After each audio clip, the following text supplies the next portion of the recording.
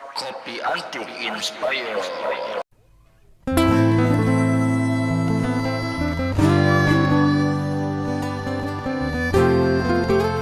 Subscribe lalu tekan lonceng.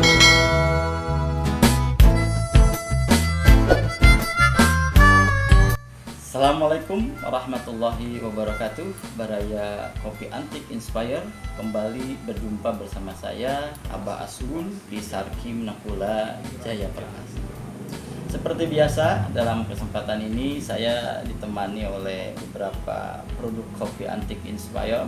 Di sini ada kopi Arabica dan juga Robusta Bangun Jaya. Kemudian juga di sini ada kopi Arabica Robusta Garut. Kemudian juga di sini ada dari Ciwidey dan juga ada dari Gunung Puntang.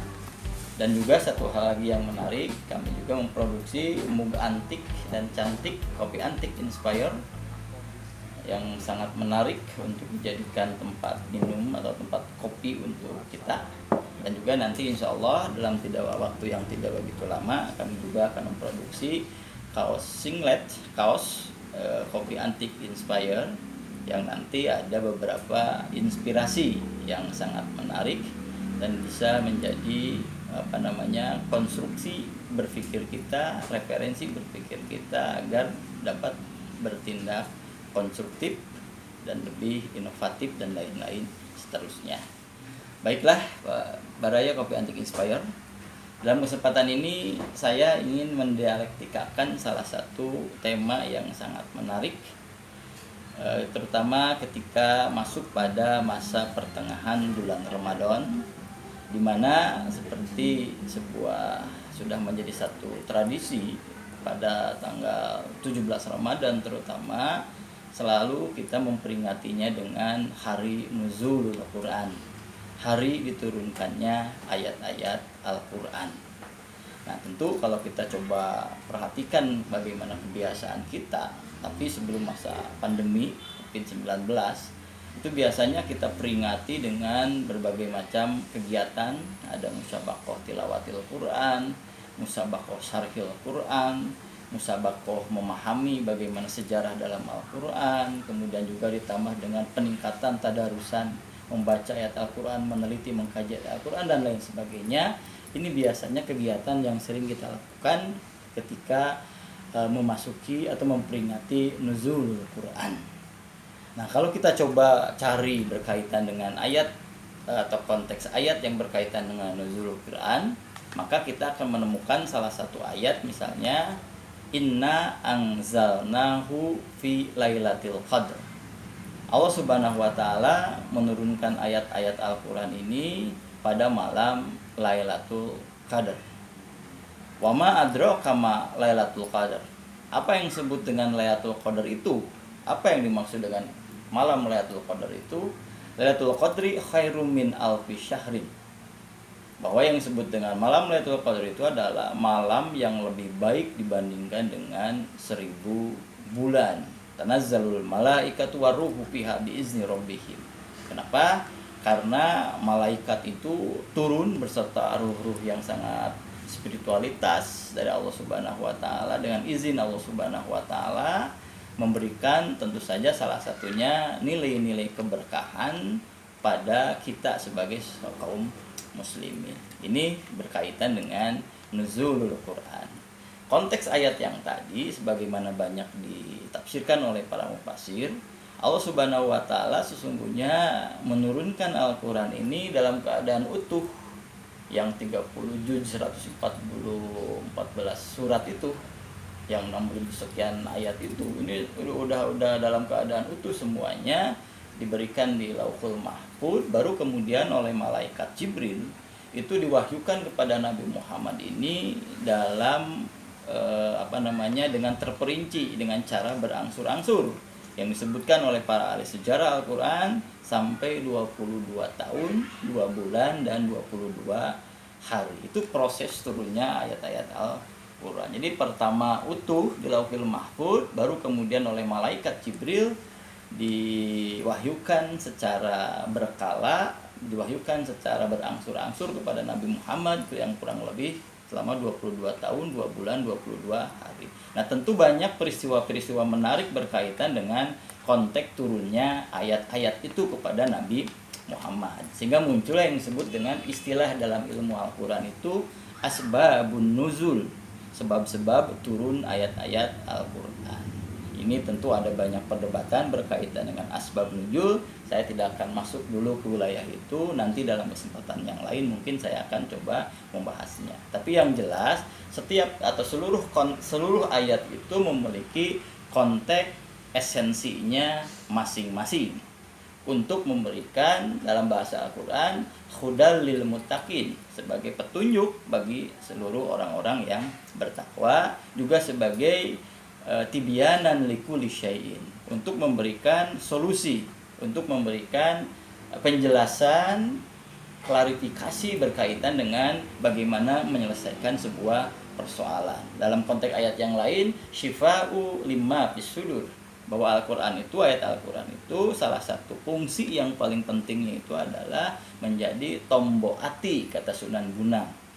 Kata Sunan Bonang, tombo ati, menjadi obat hati perlipur lara bagi siapapun yang gundah gulana, agar lebih hatinya tenang, tatmainul qulub, dekat dengan Allah Subhanahu wa ta'ala. Ini salah satu di antara esensi ayat-ayat Al-Quran ini diturunkan. Tentu yang dimaksud dengan malam Lailatul Qadar ini ada banyak penafsiran dan penakwilan dari para ulama, tafsir ulama Al-Quran berkaitan dengan malam Lailatul Qadar ini.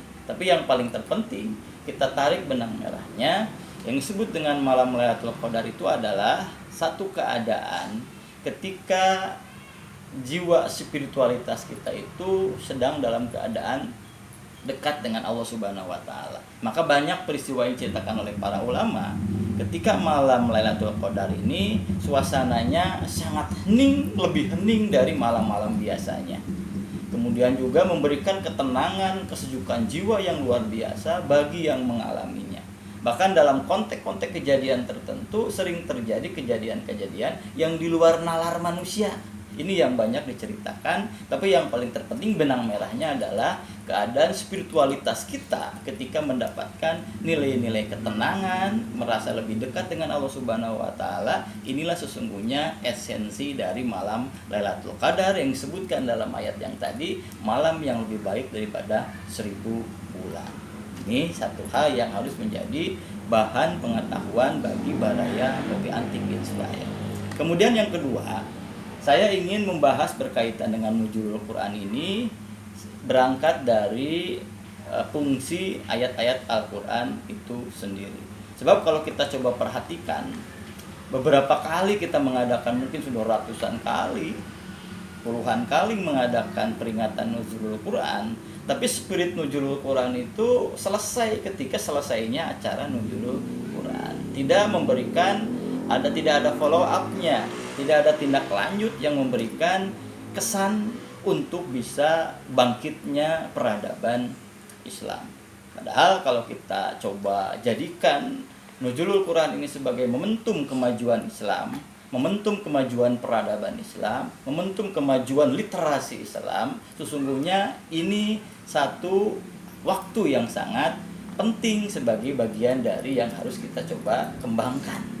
Karena dengan nuzulul Quran ini paling tidak kita akan paham bahwa ayat Al-Quran ini salah satu di antara fungsinya adalah untuk memberikan hudan, petunjuk, untuk memberikan solusi, untuk memberikan penjelasan pada berbagai macam persoalan-persoalan yang dihadapi oleh umat Islam. Dan hal ini dibuktikan di dalam sejarah.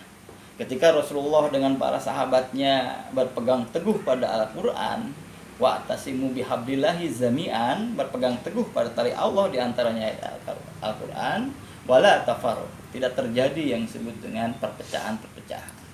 Kemudian berkembang pada zaman selanjutnya, Al-Quran dijadikan pedoman hidup, Al-Quran dijadikan falsafah, Al-Quran dijadikan sumber ilmu pengetahuan dan lain sebagainya. Ternyata ini juga yang kemudian memberikan kemajuan yang sangat luar biasa bagi umat Islam. Sampai di dalam sejarahnya umat Islam mencapai apa yang disebut dengan the golden age, abad keemasan Islam. Ketika bangsa-bangsa yang lain umat-umat yang lain berada pada kondisi the dark age, masa kegelapan, akibat tumpulnya nalar membaca persoalan-persoalan kehidupan, umat Islam justru sedang ada dalam kondisi yang sangat gemilang berkaitan dengan ilmu pengetahuan yang berhasil diramu dari ayat-ayat Al-Quran. Sehingga kemudian pernah muncul terjadi dalam sejarah Islam the golden age, masa keemasan Islam. Bahkan kalau kita coba perhatikan beberapa sejarah atau film yang sejarah kemudian dijadikan film, misalnya pada abad pertengahan ketika umat Islam dalam keadaan the golden age, umat yang lain dalam keadaan the dark age, itu banyak sekali diceritakan bagaimana Islam dengan ayat-ayat Al-Qurannya memberikan inspirasi bagi ilmu pengetahuan, memberikan inspirasi bagi penggunaan nalar, memberikan inspirasi bagi perkembangan ilmu pengetahuan, sampai kemudian memunculkan berbagai macam produk-produk teknologi yang sangat luar biasa, yang salah satunya banyak dijadikan acuan bagi para teknokrat teknologi hari ini. Salah satu yang menarik misalnya siapa itu penemu pencipta Facebook, itu siapa namanya itu, dia bahkan menyebutkan bahwa kenapa umat yang lain termasuk umat Islam, dia menyebutkan kenapa umat Islam memuja saya sebagai orang yang punya menghasilkan produk teknologi yang sangat luar biasa, padahal saya sendiri justru bangga kepada Al-Khawarizmi, kata dia.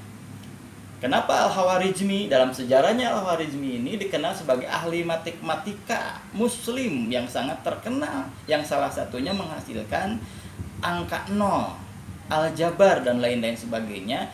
Kata si penemu Facebook ini, saya lupa namanya, nanti silakan dicek. Kata dia bahwa kalau tidak ada Al-Khawarizmi menemukan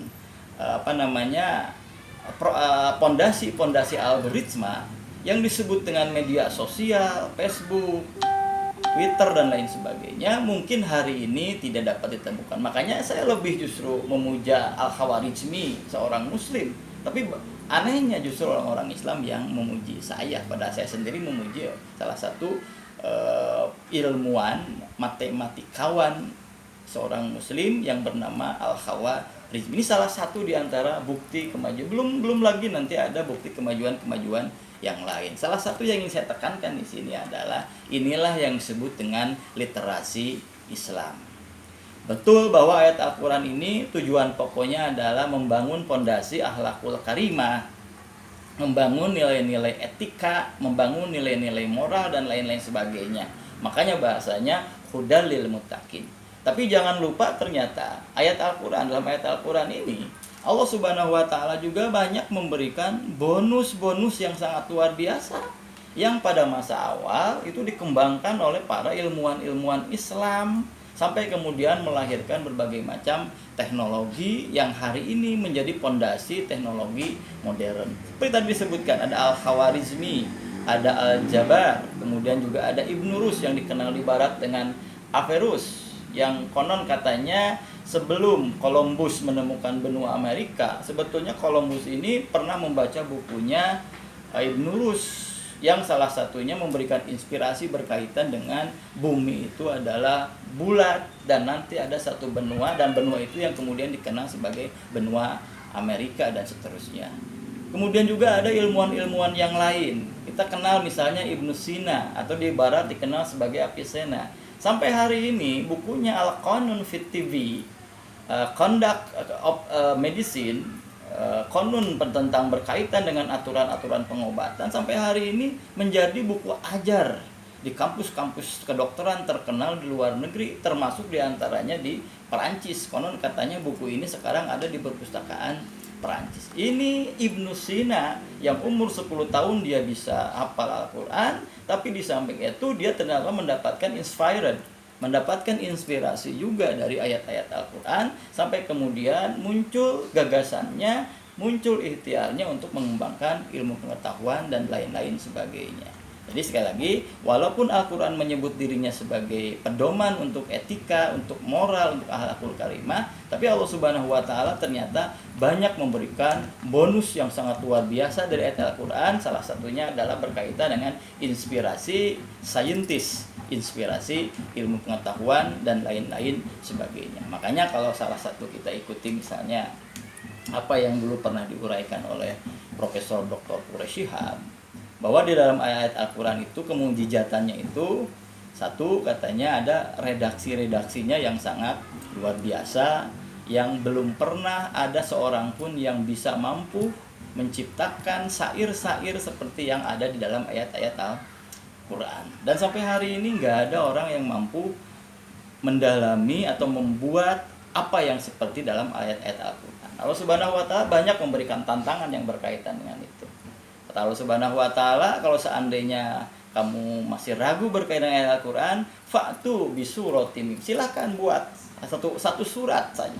Ternyata satu surat nggak ada, fa'tu bi ayatin, silakan buat satu ayat. Sampai hari ini belum ada orang yang mampu membuat ayat Al-Quran dengan redaksinya, dengan sastranya yang begitu sangat luar biasa. Bahkan Abdullah Daraj menyebutkan ada keseimbangan konten redaksi ayat Al-Quran yang sangat luar biasa, yang gak mungkin ini ciptakan oleh Nabi Muhammad, gak mungkin ini ciptakan oleh sastrawan besar, apalagi Nabi Muhammad yang belum pernah belajar sastra di dalam sejarahnya. Ada keseimbangan yang sangat luar biasa. Seperti misalnya Abdullah menyebutkan ada yang disebut dengan al-lail, kata malam ini jumlah secara keseluruhan dalam ayat Al-Quran seimbang dengan lawan katanya yang disebut dengan an-nahar, waktu siang. Dan lain-lain sebagainya banyak, silahkan digali. Ini yang pertama, ada kemujizatan dari sisi sastranya, ya, dari sisi redaksi ayat-ayat yang mengandung nilai-nilai sastra yang sangat luar biasa. Makanya kalau kita mengenal ada yang disebut dengan tilawatil Quran atau musyabaqah tilawatil Quran, di mana Al-Quran didendangkan dengan begitu merdu luar biasa, sampai kemudian wazilat qulubuhum wa idatul alim jadathum imanan, menggerakkan hati kita, bahkan ada yang menitikkan air mata dan sebagainya. Itulah ayat Al-Quran. Tapi kalau kitab yang lain dimusabaqahkan, tentu tidak akan bisa mencapai apa yang pernah didapatkan oleh ayat Al-Quran. Inilah yang disebut dengan kemujizatan dari sisi kesusastraan ayat-ayat Al-Quran. Makanya disebutkan salah satu mujizat terbesar itu yang diberikan Allah Subhanahu wa Ta'ala Nabi Muhammad adalah ayat-ayat Al-Quran, karena sastranya salah satunya yang sangat luar biasa. Kemudian yang kedua, kemujizatan yang kedua, Al-Quran itu memberikan inspirasi sains, inspirasi ilmu pengetahuan yang tadi sudah saya sebutkan di awal. Mereka para ilmuwan-ilmuwan Islam pada tahap awal, mereka bukan hanya hafal Al-Quran, tapi ternyata lebih dasar, menggali lagi sampai ke dalam, sampai menemukan inspirasi ilmu pengetahuan. Tapi sekali lagi, ilmu pengetahuan di sana itu kalau sederhananya ini semacam bonus dari Allah Subhanahu wa Ta'ala lah untuk bekal umat Islam. Karena ujung dari semua ayat Al-Quran sesungguhnya adalah khudan, menjadi petunjuk, pedoman, etika, moral, akhlakul karimah. Adapun berkaitan dengan inspirasi ilmu pengetahuan, ini hanya semacam bonus dari Allah Subhanahu wa Ta'ala. Ini silakan kalau kita gali, baca dari para pengarang-pengarang buku sejarah berkaitan dengan sejarah ilmu pengetahuan, sains dan teknologi. Kalau dia melupakan nama-nama Islam, tentu ini perlu dipertanyakan sejarawan tersebut, penulis sejarah tersebut. Karena tidak mungkin muncul peradaban baru di dunia Eropa kalau tidak ada jembatan yang bisa menghubunginya antara peradaban Yunani dengan peradaban Eropa. Di sanalah ada yang disebut dengan jembatan ilmu pengetahuan. Inilah yang disebut dengan jembatan Islam. Inspirasinya dari ayat Al-Quran. Kemudian yang ketiga, kata Pak Quraish Shihab, ini saya kutip dari Pak Quraish Shihab, ada satu kemujizatan yang lainnya. Al-Quran ini ramalan-ramalannya luar biasa. Salah satunya berkaitan dengan bangsa Romawi yang dikalahkan oleh bangsa Persia yang dikalahkan oleh bangsa Romawi, yang kemudian disimbolisasi dengan surat Ar-Rum. Ketika bangsa Romawi yang secara teologi lebih dekat dengan Islam karena menganut ajaran monoteisme, pengakuan pada satu Tuhan pada saat itu, kemudian ketika tahu orang-orang Romawi dikalahkan oleh bangsa Persia, umat Islam sedih. Lalu turunlah ayat Al-Quran berkaitan dengan surat Ar-Rum ini. Allah Subhanahu wa Ta'ala menyebutkan jangan sedih, nanti bangsa Romawi, tentara Romawi, kerajaan Romawi akan mengalahkan bangsa Persia. Ternyata kemudian tidak lama kemudian betul Al-Quran mengatakan hari ini, tidak lama 1 tahun 2 tahun kemudian ternyata bangsa Persia berhasil dikalahkan oleh bangsa Romawi dan seterusnya. Kemudian adalah satu lagi dalam salah satu ayat misalnya berkaitan dengan jasadnya Firaun. Jasad Firaun ini kan yang ketika ditemukan pada abad 19 itu ditemukan oleh salah seorang antropolog, ditemukan ada seorang jasad dan kemudian diteliti lebih jauh dengan teliti, dengan kajian teknologi, sains antropologi dan lain sebagainya, sampai kemudian disimpulkan bahwa jasad itu adalah jasad Ramses III yang raja atau Firaun yang pernah berseteru dengan Nabi Musa dan Nabi Harun. Dan ternyata 14 abad yang lalu Al-Quran pernah menceritakan itu, bahwa Allah Subhanahu wa Ta'ala akan menyelamatkan jasad Firaun, tidak akan membuat jasad Firaun ini rusak kemudian menjadi fosil, menjadi minyak bumi dan lain sebagainya, tapi tetap utuh. Agar apa? Salah satunya adalah agar menjadi peringatan bagi manusia yang lain, ini loh orang yang punya pekerjaan ingin menyaingi Tuhan ini seperti ini nasibnya. Dan ternyata Al-Quran berbicara 14 abad yang lalu, pada abad 19 ada salah satu ilmuwan Perancis, kalau tidak salah antropolog Perancis, menemukan jasad, dan jasad itu adalah disimpulkan itu adalah jasad Firaun Ramses yang berhadapan dengan Nabi Musa, yang ini pas pisan, ya pas bendul diceritakan di dalam ayat Al-Quran. Inilah yang disebut dengan ramalannya yang sangat luar biasa. Tapi sekali lagi, walaupun Al-Quran sastranya luar biasa, walaupun mengandung inspirasi ilmu pengetahuan, walaupun kemudian juga ramalan-ramalannya banyak yang terbukti dalam sejarah, ini hanya sekedar bonus dari Allah Subhanahu wa Ta'ala saya menyebutnya, karena tujuan intinya ayat Al-Quran itu sebagai hudan lil muttaqin, sebagai petunjuk dalam arti sebagai pedoman etika, pedoman moral, pedoman akhlakul karimah, agar setiap muslim ini memahami tugas, pokok dan fungsinya masing-masing sebagai khalifah Allah Subhanahu wa Ta'ala di muka bumi. Ini satu poin yang harus kita angkat. Kemudian yang selanjutnya, saya juga ingin sebetulnya membahas tentang ayat-ayat kenapa Allah Subhanahu wa Ta'ala menurunkan ayat Al-Quran yang pertama ini. Ayat kita sering menyebutnya surat Al-A'la atau menyebutnya juga sebagai surat Iqra.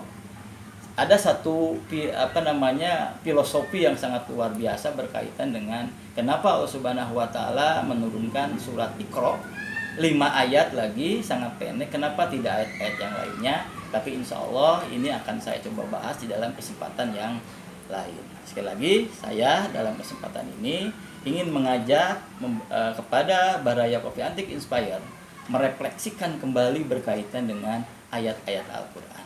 Jangan sampai kata musuh-musuh Islam disebutkan bahwa jauhkan orang-orang Islam dari ayat-ayat Al-Quran. Kenapa? Ternyata betul bahwa ternyata kalau umat Islam dekat dengan Al-Quran, maka umat Islam akan menjadi pintar, maka umat Islam akan menjadi tahu segala-galanya, karena segala informasi kehidupan ada dalam Al-Quran kalau seandainya kita mau mengkaji dan mau membacanya, mau mengkaji, menelitinya lebih jauh. Inilah makna tibyanan likulli syai'in. Al-Quran salah satu fungsinya memberikan solusi, memberikan penjelasan terhadap segala apapun persoalan yang ada dalam hidup dan kehidupan. Cuman kadang-kadang inilah yang menjadi persoalan umat Islam. Seolah-olah selesai dengan membaca Al-Quran, tadarus Al-Quran, khotaman Al-Quran, pengkajiannya kemudian kita tidak mau atau tidak dilanjutkan dengan pengkajian, penelaahan dan lain-lain sebagainya. Ini barangkali Baraya Coffee Antik untuk kesempatan kali ini. Nanti dalam kesempatan yang lain saya ingin membahas tentang falsafah Iqra dan bagaimana kebangkitan umat Islam atau tradisi literasi di dalam Islam. Ini barangkali mudah-mudahan bermanfaat. Saya Aba Asgun, Kisar Kimnakula, Jawa Perkasa. Assalamualaikum warahmatullahi wabarakatuh. Tengah kondisi kering, hati pun jadi merinding, urat saraf jadi pening, menahan diri agar standing.